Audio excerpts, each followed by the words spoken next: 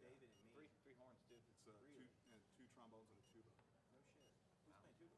Yeah, it's gonna be big. Yeah, Who's playing tuba? Do you know? Chris Schmidt. Oh, okay.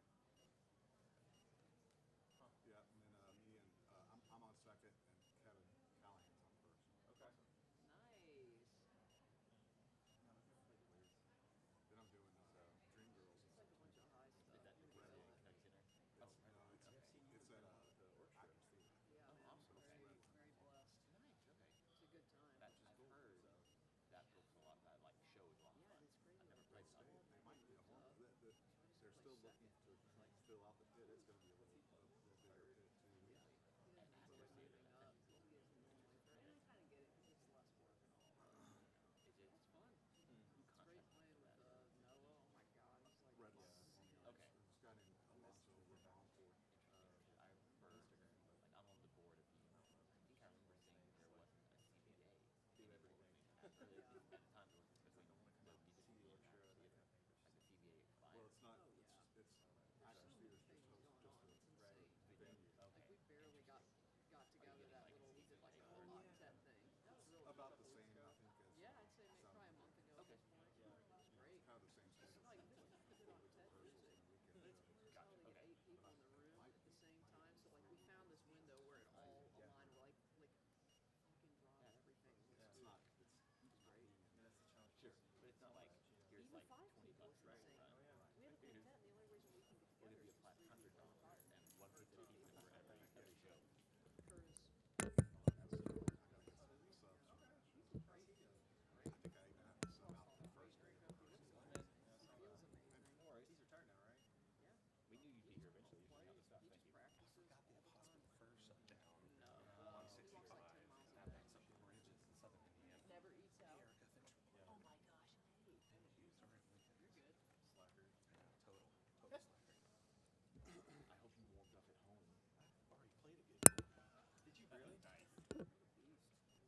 Did you Warm up for that. Did you see my answer to your question of what am I doing? What was yours? I said you're auditioning for Jimmy Fallon's Ragtime Gal. That's good. That's good. The favorite so far has been Poppy Pop. That was really funny. That was hilarious. Weird about Brad Rogers. I want you to know I sat there and stared at it for like a minute and I couldn't name anything dirty. Or I knew you could. grinding an organ for a dancing monkey. Grinding on a dancing. People were like, "Take a nice career working at Disney." Oh, I'm sure. I was out of town. So it's Chris on trumpet or trombone. Legend. He was on He trumpet. was a Doug legend. was on Then like trumpet. hearing all the stories, I'm like, man, I And really drummer I never played I with never before really got Art. to know him. I didn't. Yeah, he was good. Literally. He's from Canada. We played yours. Right. I never really talked to him. See you guys. Do you want to? That's probably fine. It's not back to you. He directed. I still drink water on the actor. That's the only thing. So, yeah, I've always known he was fun. He is half a player in person. Huge legacy. Did they do the thing where sometimes they need old people to play in the pet Now I band gotta in get the another winter? mic. Dude, That's what I do every time. bro, if that happens, please text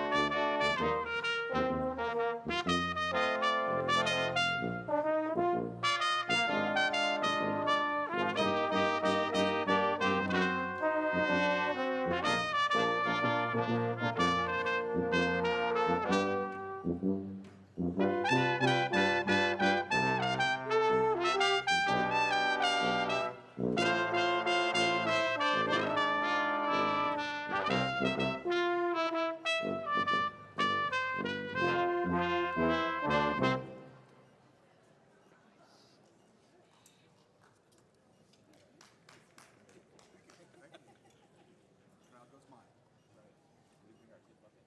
What'd you say? Did we bring our kids' bucket? No, man, I didn't want to go for this thing. I mean, they wouldn't be able to see. I'll tell you what, Kind of one of them, right? that thing has never once worked. Really? It's never once worked. Totally got the tip from it. Thank you for the bummer. It's never once worked. I mean, I've seen it go like, just all that. I'm like, it's never once worked. Maybe it's too kitchen. You know? I like it. It's like, I don't bring it to like weddings. Maybe they see the weather. Oh, just the tip. You know, the QR code on the bill sometimes, it leads to smallbatchbacks.com, just the tip. That's where you can tip us. Heck yeah, dude. I've seen Archer. They see it and they're like, ooh, this isn't right. This can't possibly be right. This must be a scam.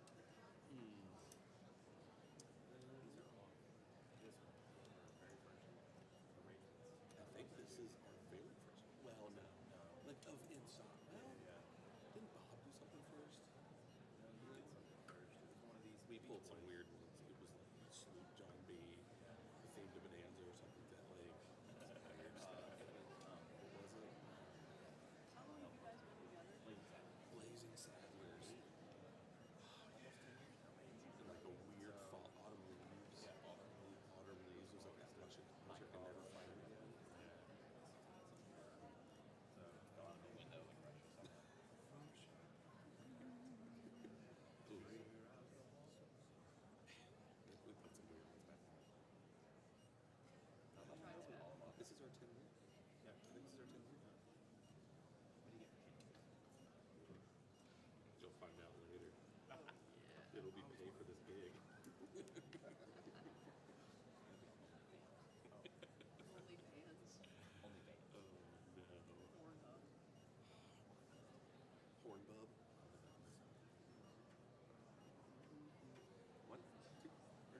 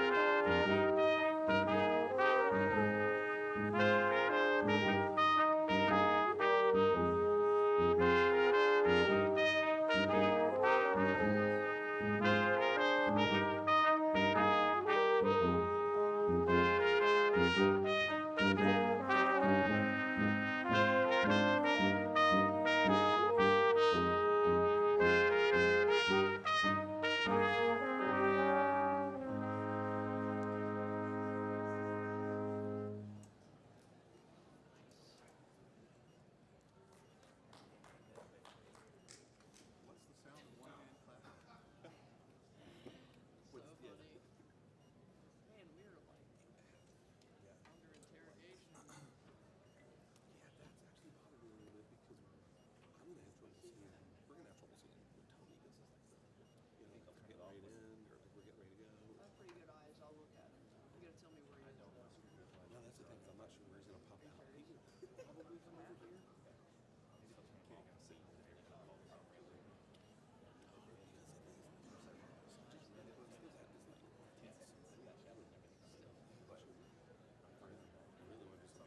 It's great. You don't have to do it. Now, always.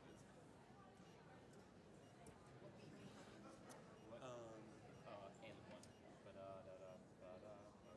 But and there is no repeat. No repeat. Yeah, it doesn't go It anywhere. doesn't go, yeah, there's no like back. Oh, it's a fake repeat. Yeah. You have to play to the end of time. And If you play that repeat, you are in a real special position. It's a fakey fake It out. goes to the You're end like, of the universe. technically, and then you go when back. the piece ends, you go back to the repeat. You know that. That's just musical grammar. You get a wormhole to play it. Yeah. It goes into the Vermont. Yeah, I would assume Tony would probably be here. It's where he usually is. And honestly, I can't see that. So that might be on you this time. He goes like this. Okay. Yeah, sorry, I can't really. You can just see mine. Something have better attitude than me. You know what? Honestly, I'm just being lazy. Just move the tuba, Adam. No. I won't move the tuba. Ready? The way where your hat. Making fun of myself.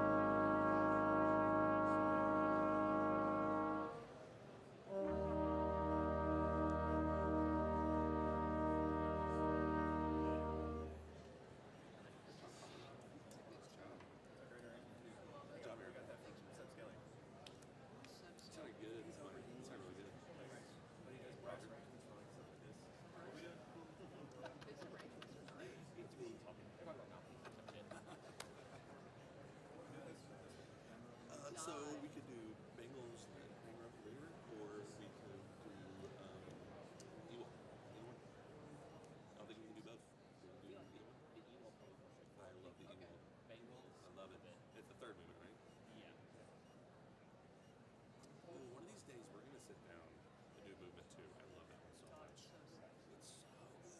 Processional we got. Processional pop term sense. This is graduation. No, this is white. This is graduation. Oh, this is white coat?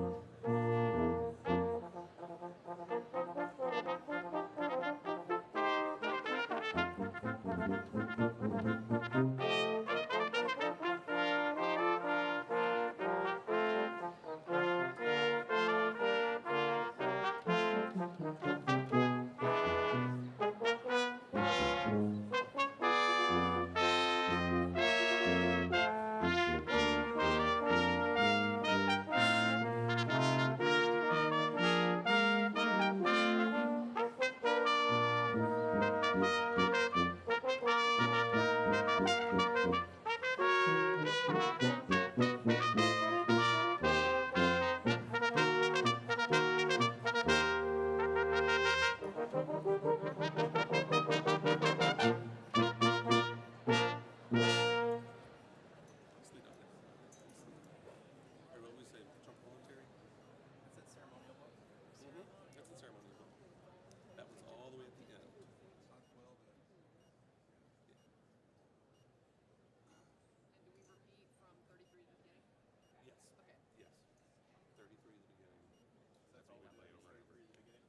33. Yeah. Yeah. And if you get this, and we're close to like 33 or whatever, just keep going. Okay. So this is repeat at 9, good? Yes. Yes, repeat at 9. Has to be good. All the repeats are good. All the repeats.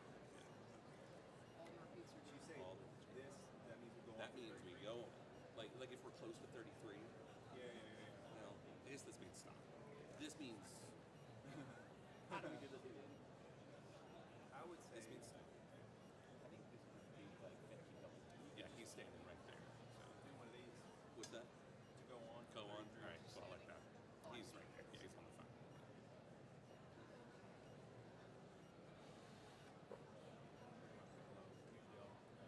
We're sure this isn't a graduation, right? We're sure this isn't a graduation. White coat certified. Okay, thank you. Ready? Okay, here we go.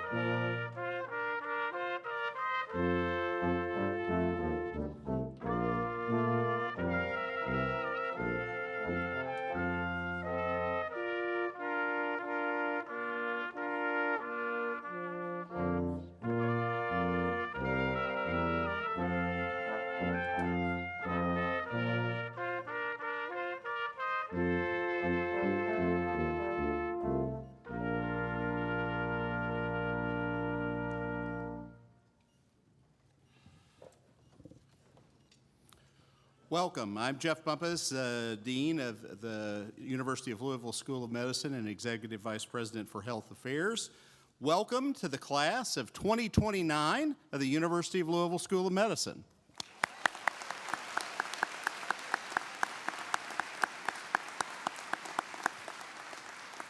And for you history buffs, this is the 188th class at the 9th oldest medical school in the United States. So good afternoon, everyone. It's a great honor to welcome you all to this momentous occasion. To all of our incoming medical students, congratulations. Today marks your official entry into medical school and into a career in medicine. It is into one of the most challenging, transformative, and meaningful journeys that a person can undertake, this journey in becoming a physician. Especially to the families, friends, and loved ones gathered here, extended and otherwise, thank you. Let's thank our families.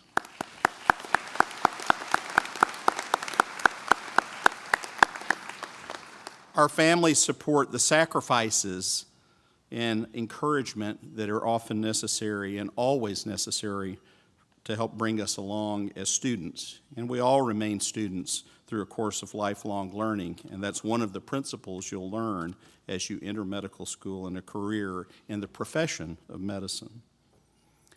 The white coat is not just a uniform, but it's a powerful symbol of your commitment to health, and you'll hear a lot of metaphors that it holds, and I'll just express a few of those today. It represents the values that we hold sacred in medicine: compassion, integrity, humility, service, and science. It is the signal to patients that they can place their lives in your hands, their stories in your ears, and their hope in your care. It may be a sign of trust and a sign of all these things, but it also carries weight. The white coat asks you to strive for excellence, not perfection, and to lead with curiosity and courage, and to be a lifelong learner. You are to remember that empathy is a critical force to healing, and more critical than any prescription you'll ever write or procedure that you'll ever perform. Most importantly, the white coat means showing up fully, authentically, each and every day.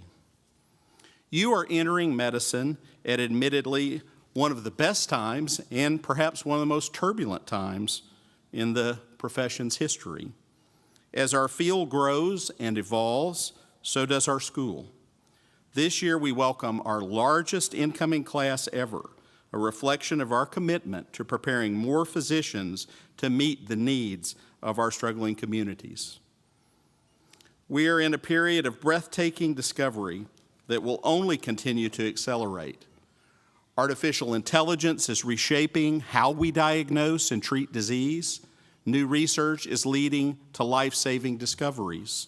Health disparities are shrinking but not absent due to our focused efforts to help. Our systems are evolving, improving patient outcomes, and creating new possibilities. At the University of Louisville School of Medicine, we are committed to educating physicians who are prepared for the complexities of medicine and grounded in their mission to alleviate suffering and promote health. Here you will learn from brilliant scientists, dedicated educators, and compassionate clinicians who all have your best interest at heart, and perhaps the best teachers you'll encounter in your entire time in this profession are our patients. And always remember that our patients and our families can teach us a great deal. You will work in communities that desperately need your voice and your hands. You will study the science and learn the art of being a physician. And we are committed to challenging you, supporting you, and holding you to the high standards because we believe in you, your goals, and your dreams. A little advice, as little as possible. So today, as you soak in all of the joy from putting on your white coat for the very first time, I offer you this advice. Ask the hard questions, whether those be of your professors, your patients, or yourself. Stay curious, even when you're tired or perhaps bored, and even when the answer may seem obvious. Never underestimate the power of simply listening and observing. And remember, especially remember, you belong here. You earned your right to be here. And we are proud to have you here at the University of Louisville School of Medicine. The white coat is just the beginning. In the coming years, you will fill out this white coat with knowledge, experience, and purpose.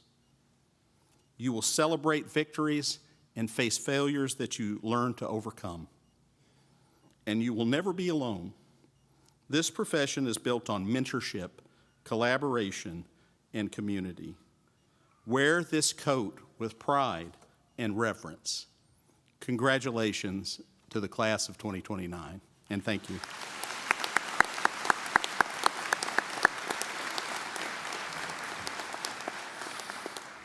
It's my great pleasure and privilege to introduce someone who just 1 year ago stood exactly where you did, where you're seated today. Alan Harris is a second-year medical student who knows firsthand the excitement, nerves, and sense of possibility that comes with receiving your first white coat. As class president, Alan has already proven himself to be a thoughtful leader and a passionate advocate for his peers. He has been a bridge between students and faculty and a voice for collaboration, resilience, and innovation. Alan represents the spirit of the institution, driven, empathetic, and deeply committed to service. We look forward to seeing how his leadership shapes the future of medicine. Please join me in congratulating and welcoming Alan Harris, the president of the class of 2028.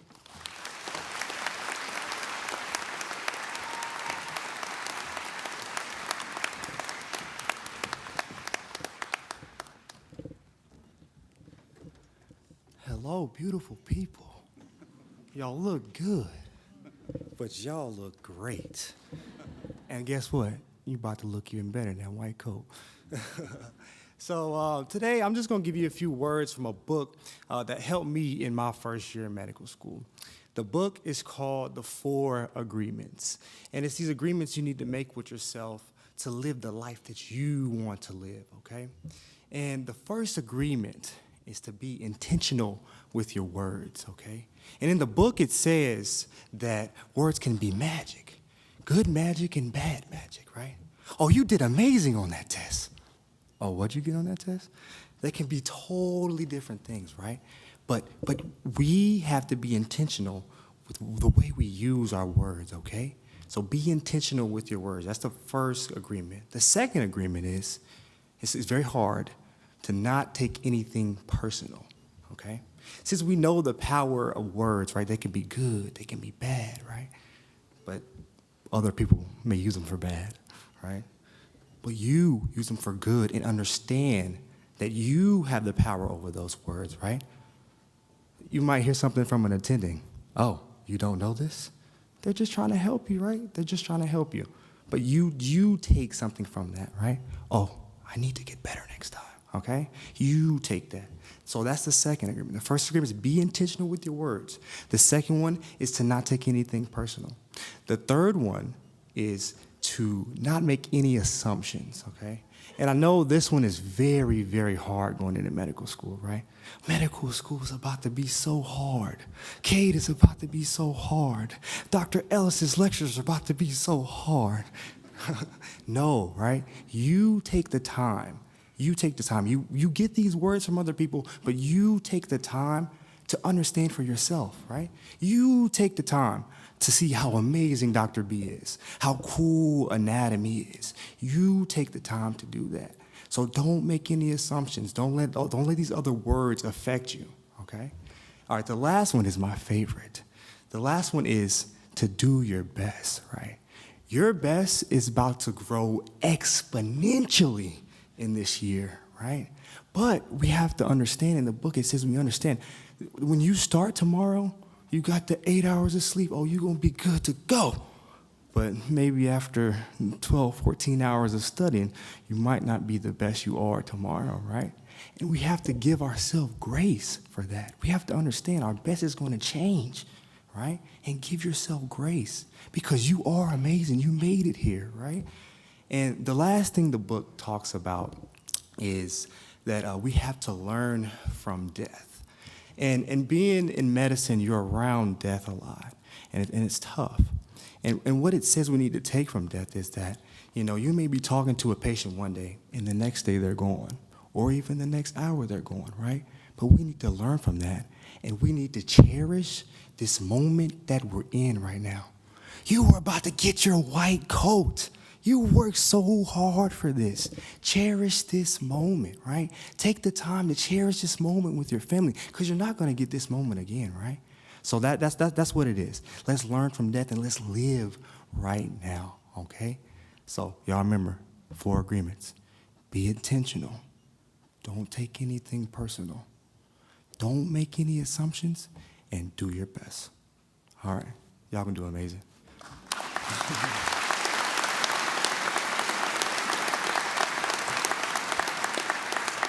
All right, Dean Bumpus is about to come back up here and introduce our keynote speaker.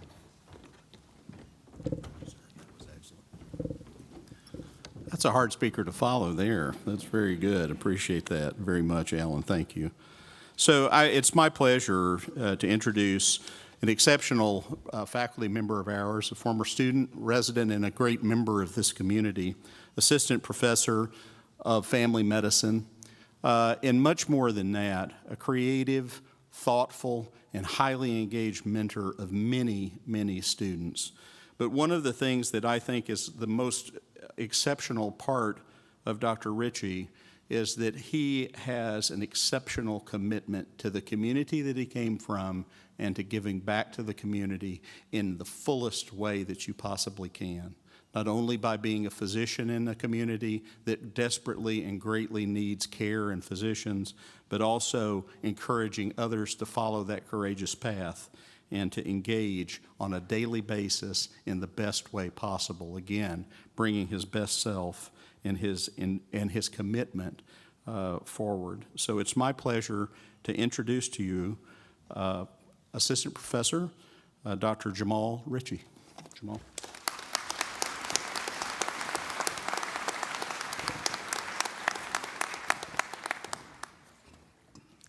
Thank you so much. Thank you for that wonderful introduction, Dean Bumpus. And thank you, everyone that's here today listening. I want to say that I'm extremely grateful for the opportunity to share this meaningful day with each of you today. And I also want to give, again, a thanks to Dean Bumpus as well as the rest of my academic and undergraduate medical education department family for the unwavering support and supporting my journey as an educator, as well as supporting my vision and the goals and work that I strive to do, which is important to me both professionally and personally.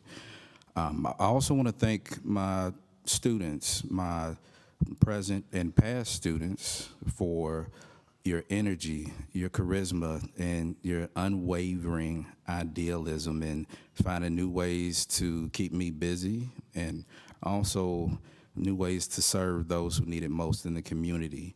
And I also want to thank you all, my future students. I'm looking right at class of 20. I'm very, very much looking forward to seeing who you all will look and become and the challenges you will rise above as you become the doctors that your communities need. And I would be remiss if I didn't acknowledge and say that we should give thanks to your future patients, the individuals who will let you into the deepest corners of their lives and who will tell you their stories, their hopes, their dreams, their fears, but more importantly, they'll teach you some things, a lot of things that you simply can't learn in a textbook. And I would also, lastly, personally like to thank my wife, who is here somewhere today, for her love and support.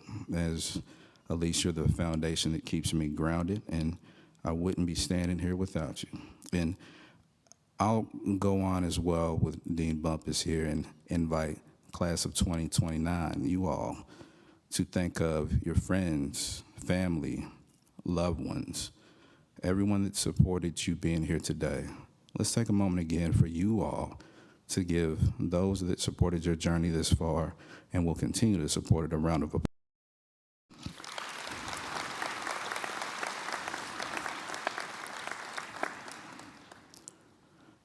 Now, as you begin this journey, I encourage you to remember this sense of gratitude, not just today, but every day. And practicing gratefulness will keep you grounded through those challenging moments, and especially remind you of the purpose behind the work that we do.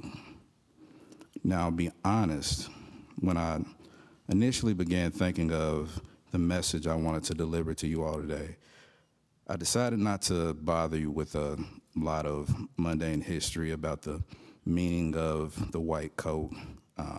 As important as history is, I've come to realize that the meaning of this coat is different for each of us, and it evolves as we grow. Now, while we're talking about this white coat, and I'm going to try to keep it brief because I know you all are anxious to get them on, you may know this is the cleanest it's ever going to be. Absolutely.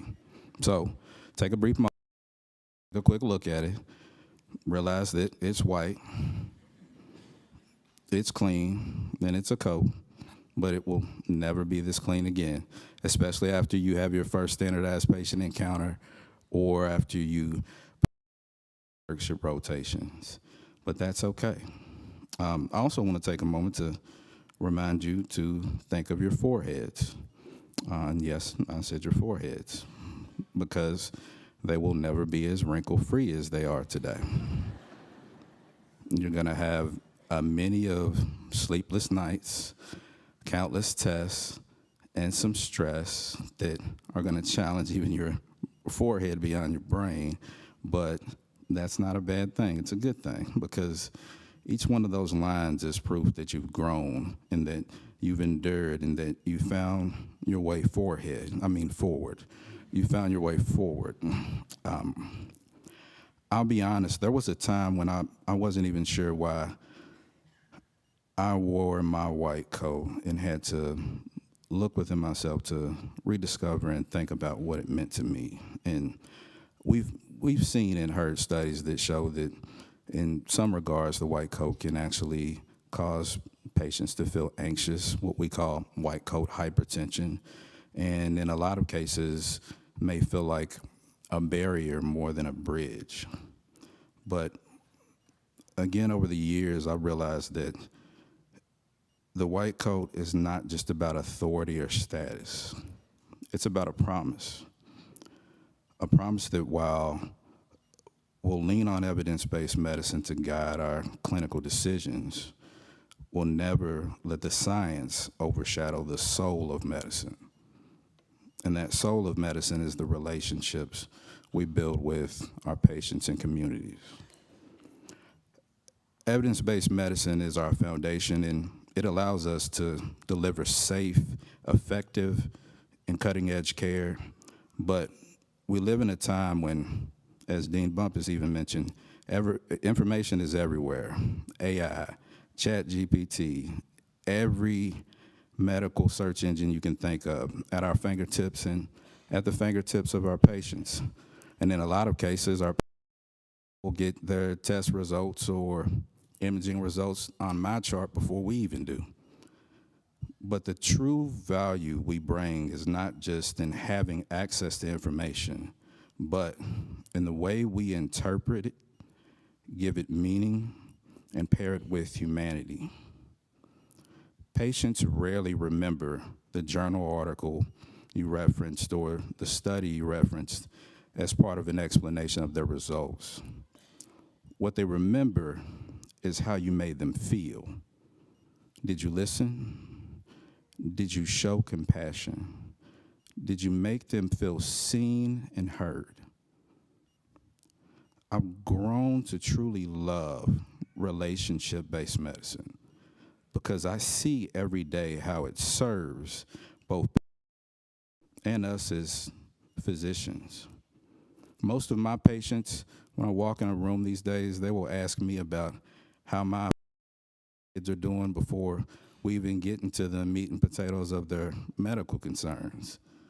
And that simple moment reminds me that the healing relationship is a two-way street. They want to know that I'm human too.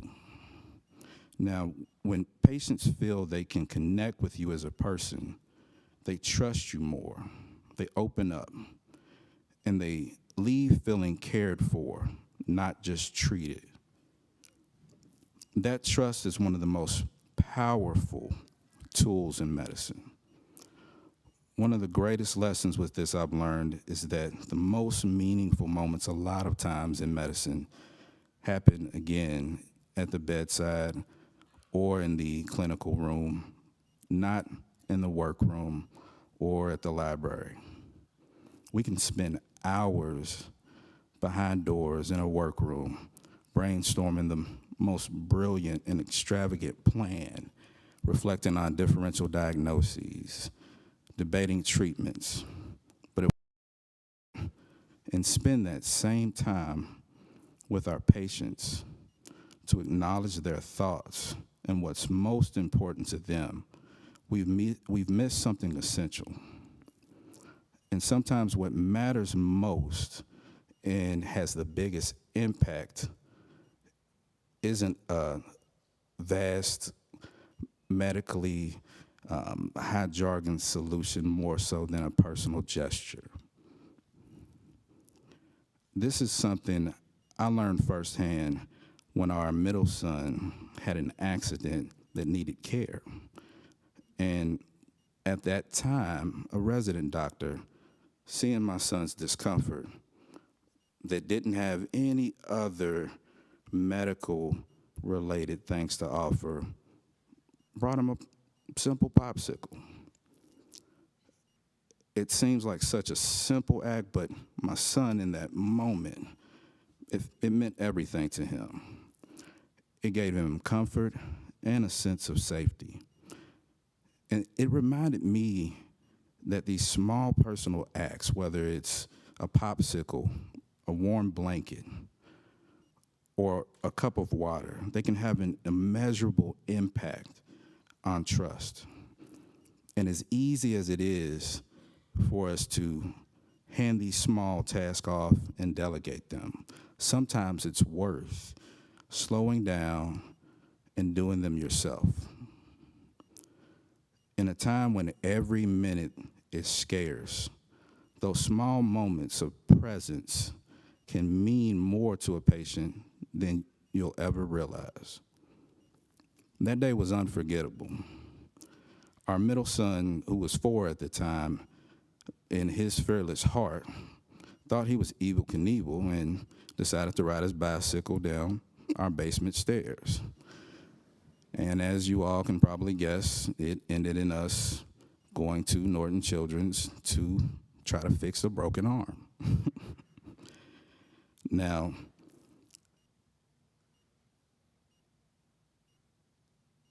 in that moment, I wasn't Dr. Ritchie. I was just dad. Nervous, helpless, trying to convince my son that daddy's friends at the hospital were going to take good care of him.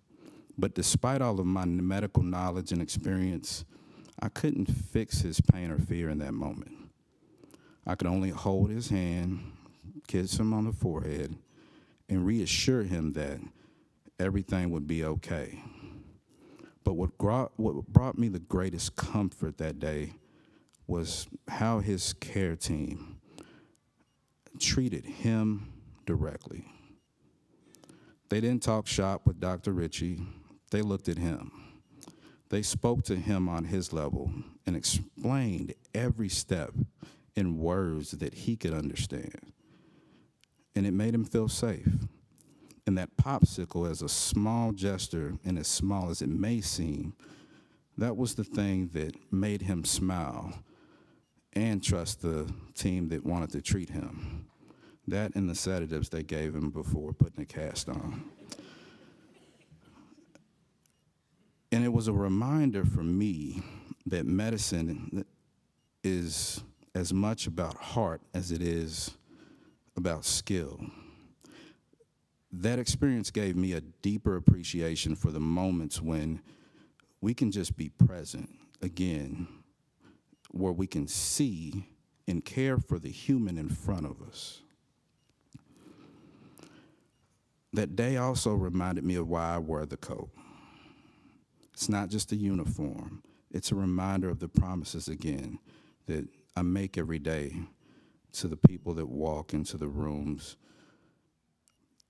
And I wear the coat because it pushes me to slow down, to listen, and to listen first, and to honor the humanity of every person I meet. It reminds me that the science I rely on is powerful, but it's meaningless without compassion. It reminds me that the same way I wanted my son's doctors to speak to him, every patient I see deserves that same care and respect. So when I put on the white coat, I carry my why with me to treat every patient like someone's child, parent, loved one, to be the kind of physician who sees beyond the diagnosis and connects with the person. Before I close, I want you to take 15 seconds, class of 2029, to think about your own why. Why you envision wearing this white coat. What promise do you want it to represent for you?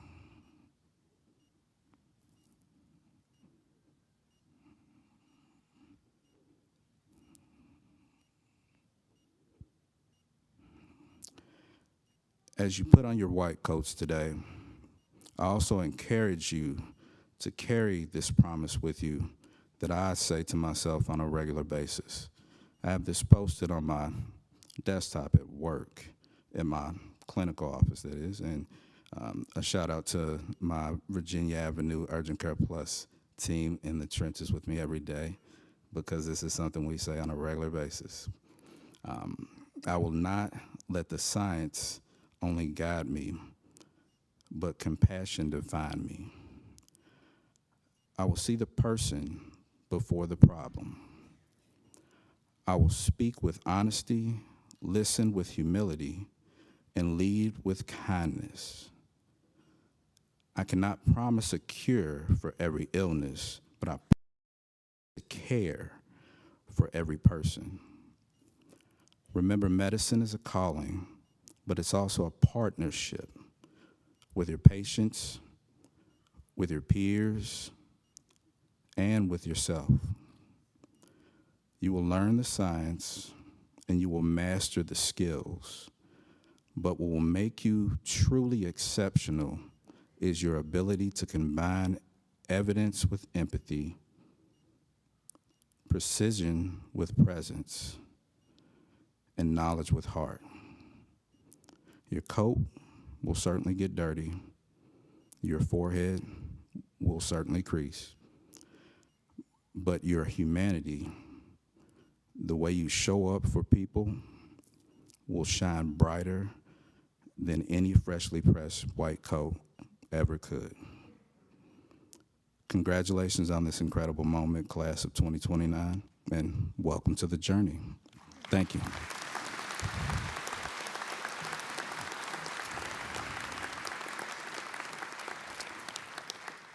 And now we'll welcome Warren Van Noort, president of the class of, the vice president of class of 2028, who has the presentation of the class of 2029.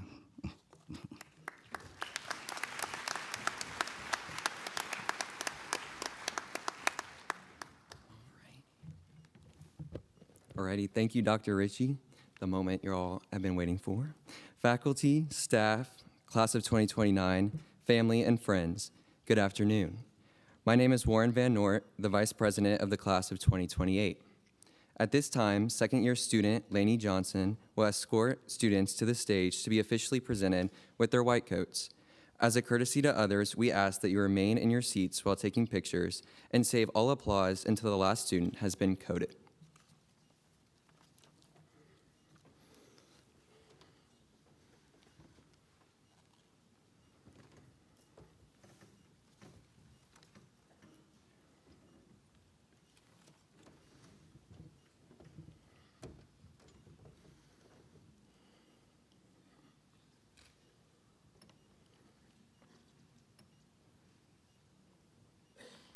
Junaid Ahmed, Munir Ahmed, Andre Ayanovich, Abdurrahman Al-Rawi,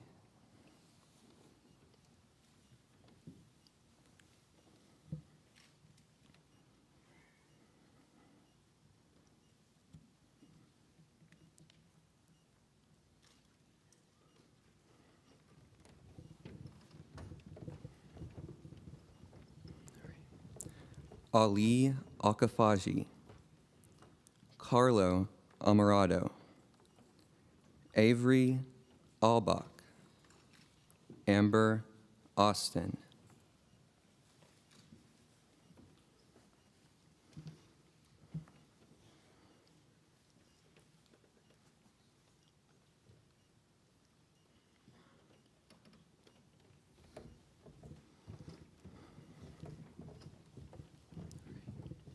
Avery Bailey, Rachel Baird, Tejas Singh Bajwa, Matthew Barnes,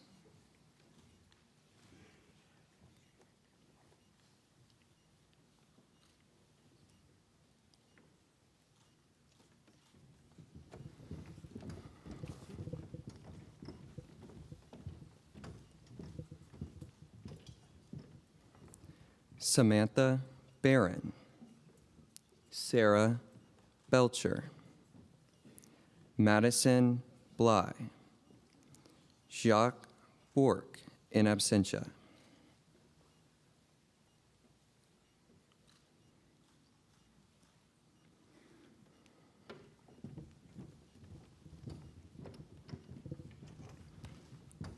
Shelby Brooks, Christine Brucall, Carolyn Brueggemann, Angeles Lily Buck,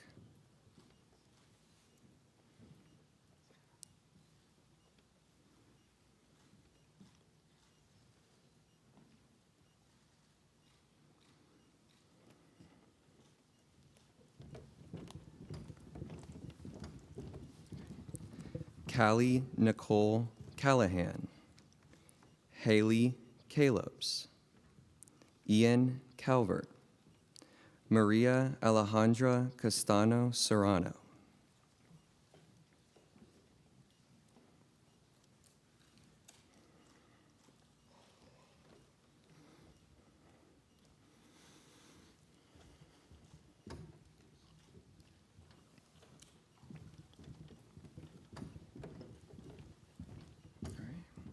Landon Kaywood, Divya Chauhan, Ranga Chinakesavoa, Arian Chopra,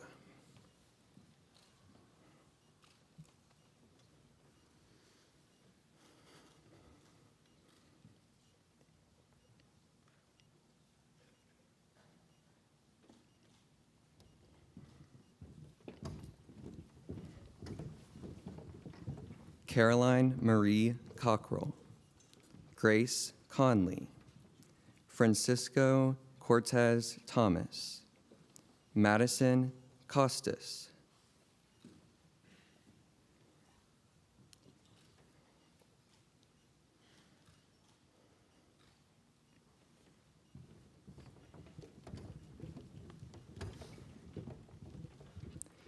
Divya Dayanidhi, Anthony Theras, Colin Deschler, Nikita Dharani Pragada,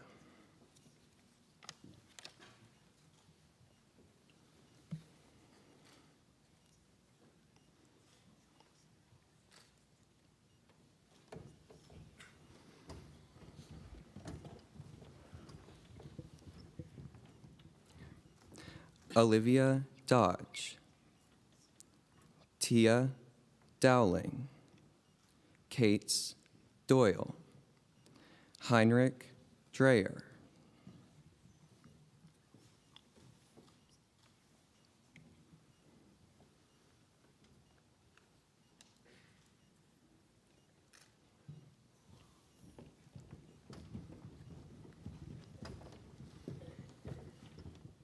Avery Drosty, Colin Durler, Matthew Dyer, Bilal Eliadi,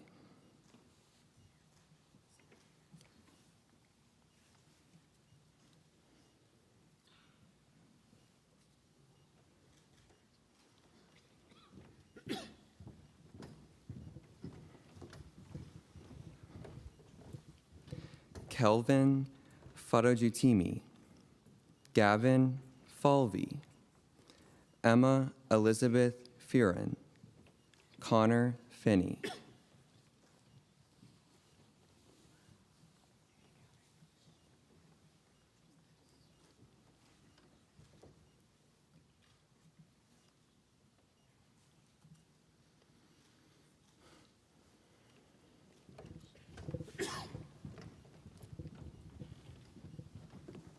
Ryan Finney, Ella Forish, Riley Franks, Alexis Frazine,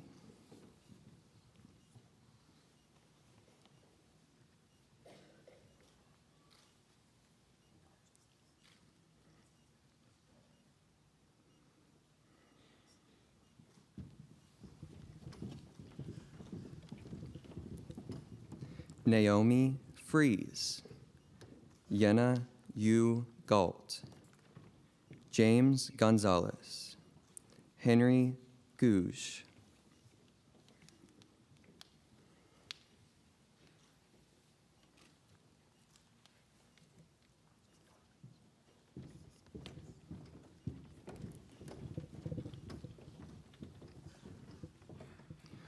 Rohan Govind, Nikki Tyler Greco, Maria Hajisava, Emma Grace Haig,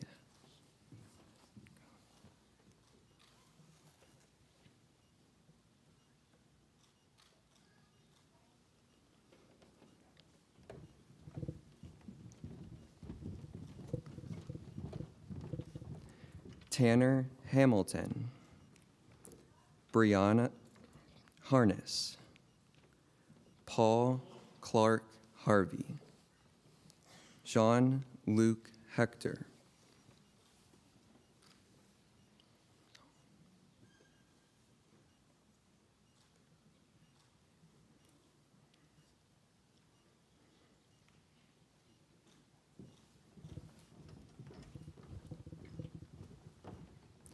Harper Henry, Hogan Hinkle, Emma Huang, Carson Huber,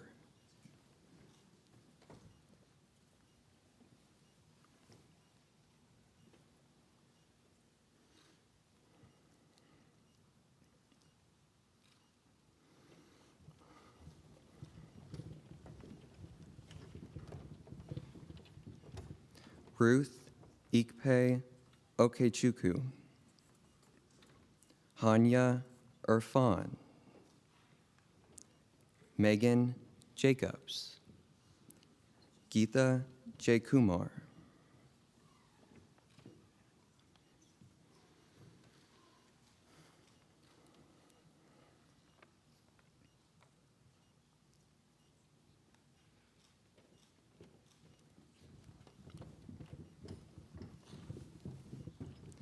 Aaron Jones, Ibrahim Juja, Sarah Juja, Jack Keene.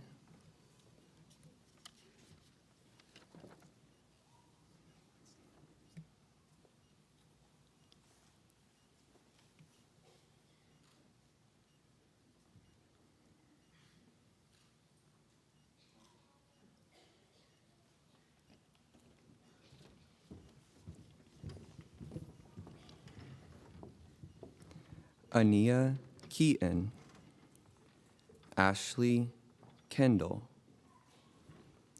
Taylor Kersey, Alia Khan,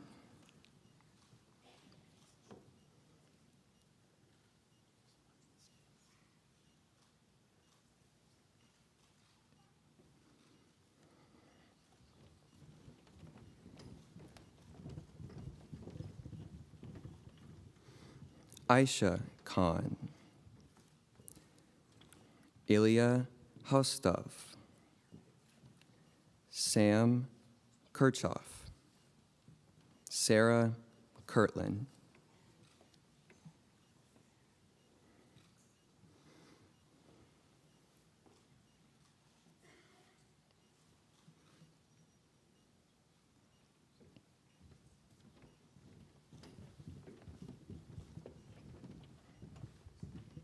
Becca Klein, Anthony Kaiser, James Lamp, Kaylin Loveday,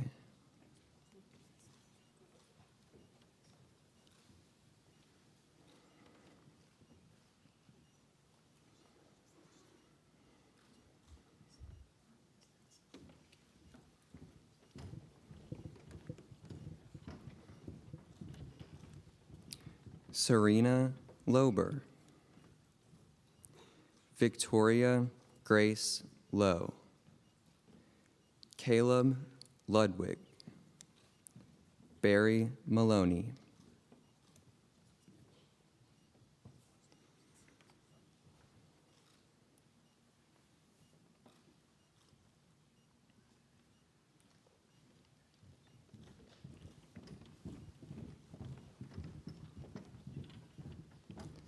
Luke Malott, Curtis Mann, Alex Marshall, Grace Martin,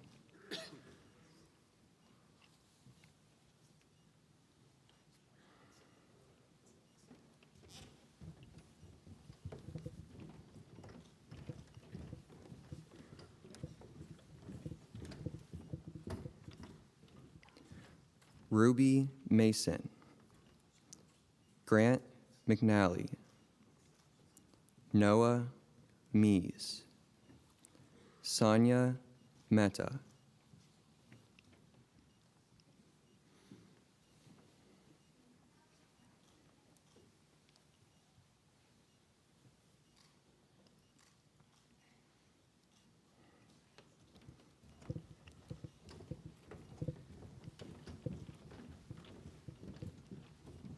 Miley Moon,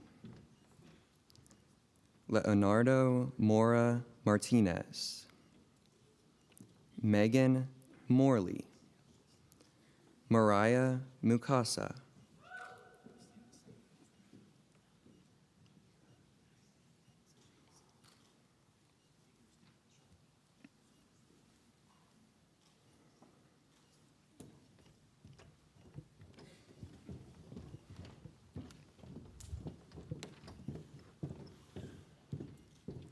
Nathaniel Narendra Kumar, Myra Neeraj, Caroline Reed Nett, Peyton New,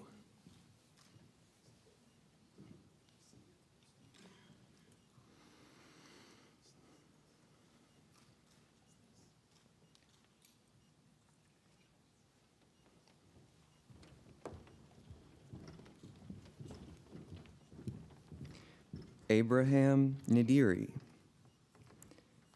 Nkechi Onubogu, Anna Riley Ortega, Colin Stephan Otubanjo,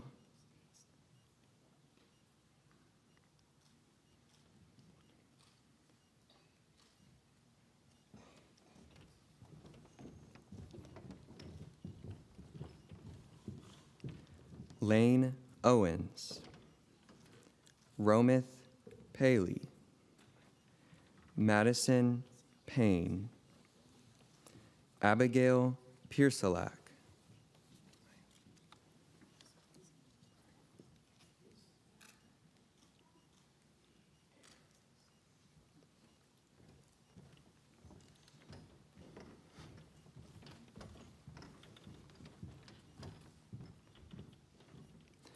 Michaela Pittman, Ayag Prasad, Annabelle Puri, Isha Kasba,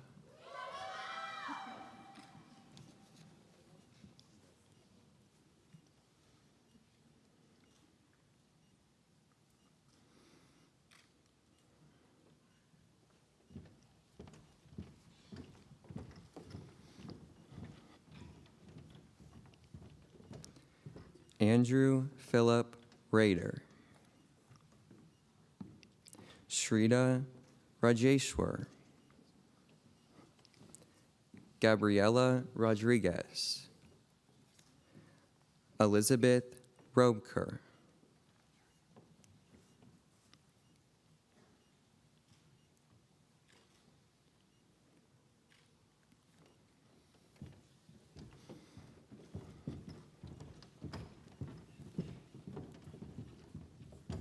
Noor Shakir Saeed, Alina Safula, Libby Serene, Jonathan Scherf,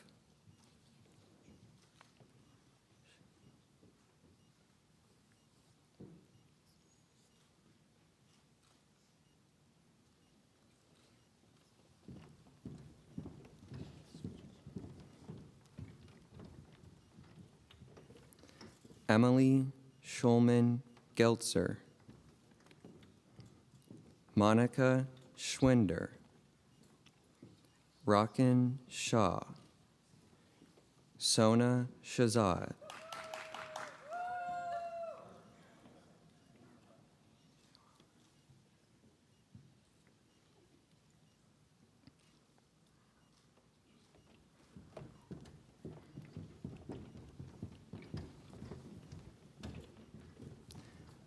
Arushi Shewala, Ariana Elizabeth Shakui, Jeff Smith, Tenley Sorgel,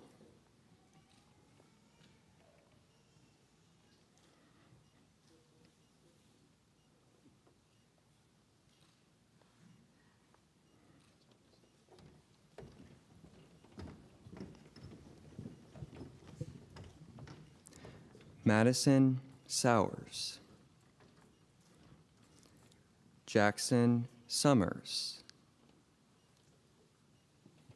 Daniel Sun,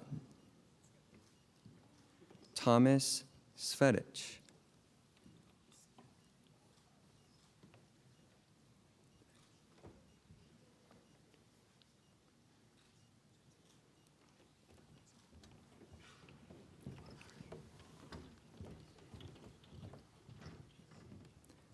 Megan Sykes, Aiden Tamton, Preeti Tanwani, Hasim Tariq,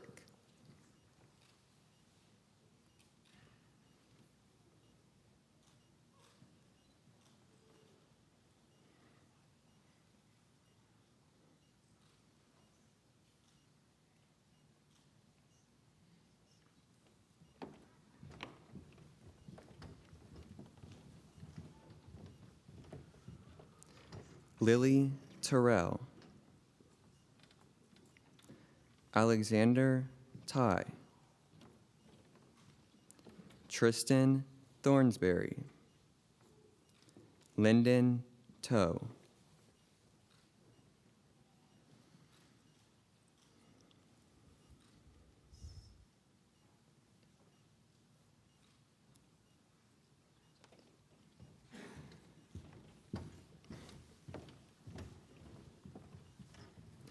Reese Patrick Tomlinson, Christina Tran,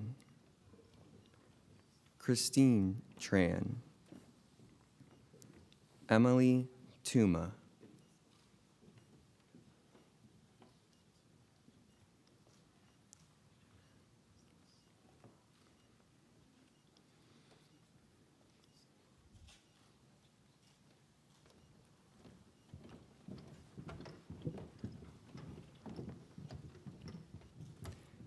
Ijemen Unikalu, Shireen Velanki, Srivatsa Vimuri, Emma Rose Vincent,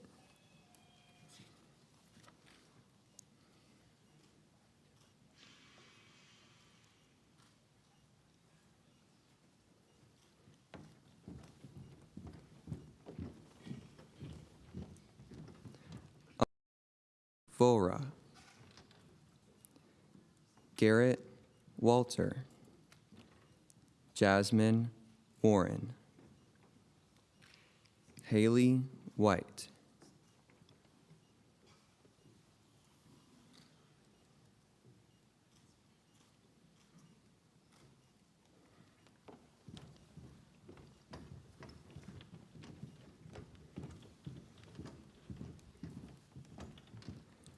Brent Wilburn, Sam Williams, Jaron Wilson, Laura Winkler,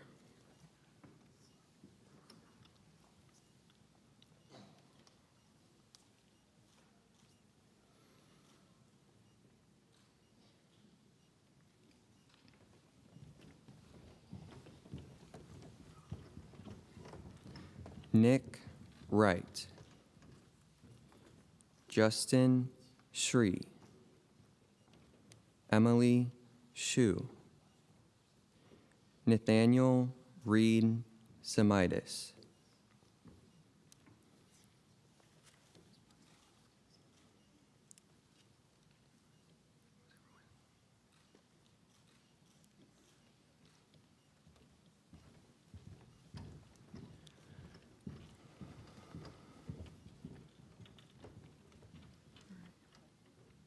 Congratulations to the class of 2029.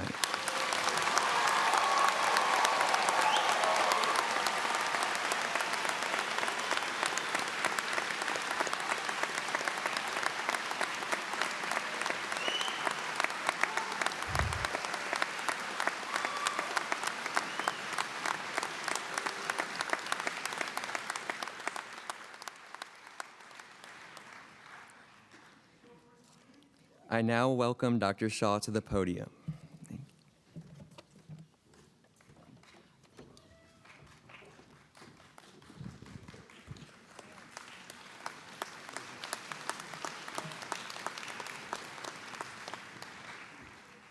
Welcome. The original Oath of Hippocrates was developed around 400 BC and has endured as an expression of medical values throughout centuries of change in the medical profession. Today's version of the oath is significantly revised from the original. It has been broadened to include the many dimensions of a modern physician's ethical considerations. By swearing to the Hippocratic Oath, medical professionals commit themselves not only to the content specific to their contemporary practice, but also to the ideal that medicine is, at its most fundamental level, a moral enterprise. We currently use the 2017 Revised Declaration of Geneva. Will the students please rise and repeat after me the oath that is found in your program. I also invite all physicians in the audience to rise and repeat the oath. Please repeat after me. I solemnly pledge to dedicate my life to the service of humanity. I solemnly pledge to dedicate my life to the service of humanity. The well-being of my patient will be my first consideration. The health and well-being of my patient will be my first consideration. I will respect the autonomy and dignity of my patient. I will respect the autonomy and dignity of my patient. I will maintain the utmost respect for human life. I will maintain the utmost respect for human life. I will not permit considerations of age, disease or disability, creed, ethnic origin, gender, nationality, political affiliation, race, sexual orientation, social standing, or any other factor to intervene between my duty and my patient. I will not permit considerations of age, disease or disability, creed, ethnic origin, gender, nationality, political affiliation, race, sexual orientation, social standing, or any other factor to intervene between my duty and my patient. I will respect the secrets that are confided in me even after the patient has died. I will respect the secrets that are confided in me even after the patient has died. I will practice my profession with conscience and dignity and in accordance with good medical practice. I will practice my profession with conscience and dignity and in accordance with good medical practice. I will foster the honor and noble traditions of the medical profession. I will foster and honor and noble traditions of the medical profession. I will give to my teachers, colleagues, and students the respect and gratitude that is their due. I will give to my teachers, colleagues, and students the respect and gratitude that is their due. I will share my medical knowledge for the benefit of the patient and the advancement of health care. I will share my medical knowledge for the benefit of the patient and the advancement of health care. I will attend to my own health, well-being, and abilities in order to provide care of the highest standard. I will attend to my own health, well-being, and abilities in order to provide care of the highest standard. I will not use my medical knowledge to violate human rights and civil liberties, even under threat. I will not use my medical knowledge to violate human rights and civil liberties, even under threat. I make these promises solemnly, freely, and upon my honor. I make these promises solemnly, freely, upon my honor. Please be seated.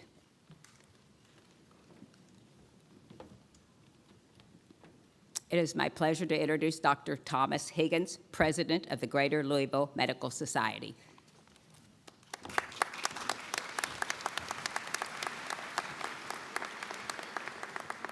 Thank you, Dr. Shaw. So thank you, Dean Bumpus, for the opportunity to speak to you all as part of the Greater Louisville Medical Society. To all of you all, medical students, bravo. Hey, let's do one more round of applause.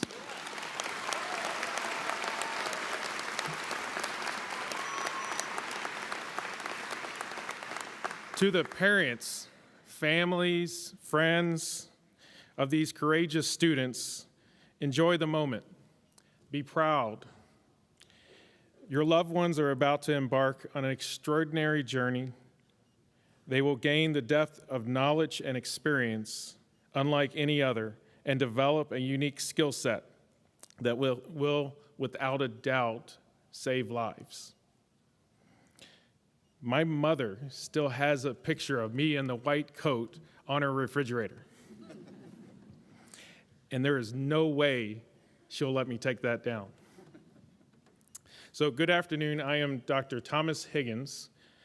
I am a proud alum of the School of Medicine and School of Public Health here at University of Louisville. And I am now the president of the Greater Louisville Medical Society, or as we call it, GLMS. GLMS is your local medical society. We comprise over 3,700 physicians and medical student members throughout Louisville, and many of our members, like me, are graduates of the University of Louisville. GLMS is the collective voice of physicians for the Louisville medical community. The dean of the medical school is an active participant in the GLMS board of directors, and this collaboration helps to maintain the excellence in medical education that the University of Louisville has provided for over 180 years.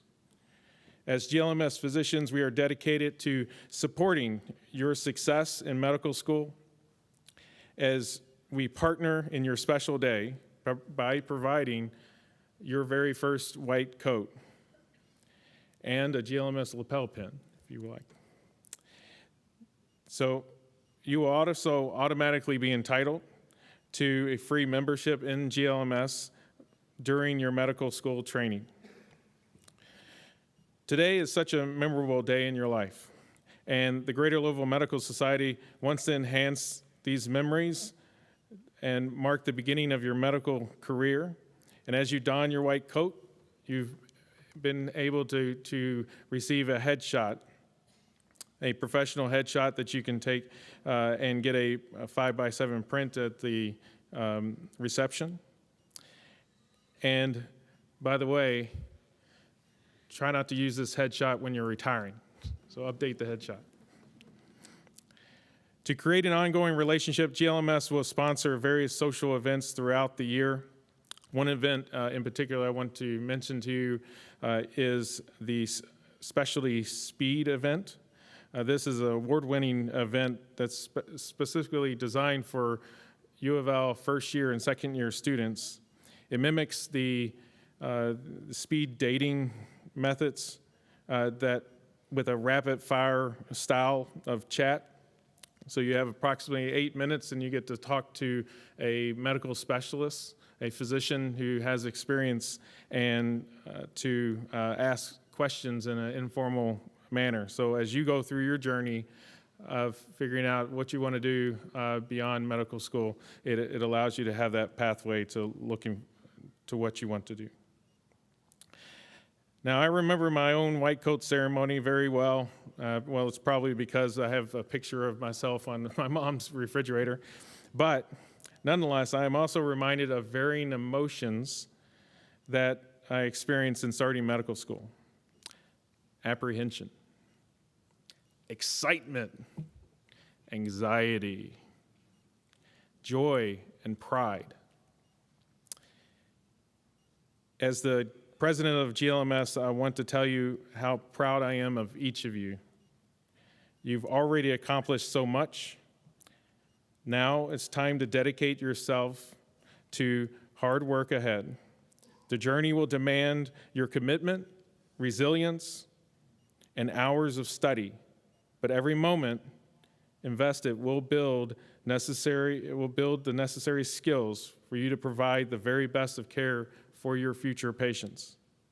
Embrace the challenge and remember that your dedication now will directly impact the lives that you touch. So GLMS is now your society, and I welcome you to the family of support. Congratulations again. Thank you.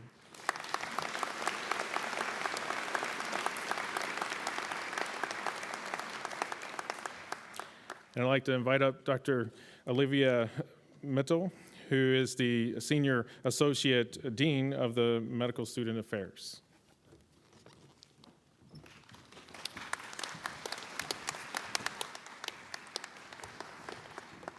Thank you very much, Dr. Higgins. To the class of 2029, congratulations again, and welcome to the University of Louisville School of Medicine. We are looking forward to joining you along this journey for the next 4 years, and all of us are deeply invested in your success. With that, we will conclude our white coat ceremony, and we will now recess. Our ushers, Lainey Johnson and Adam Florman, will lead the class of 2029 out, and guests, please, we ask that you wait until the classes exit before you recess. Thank you to everyone for being here today.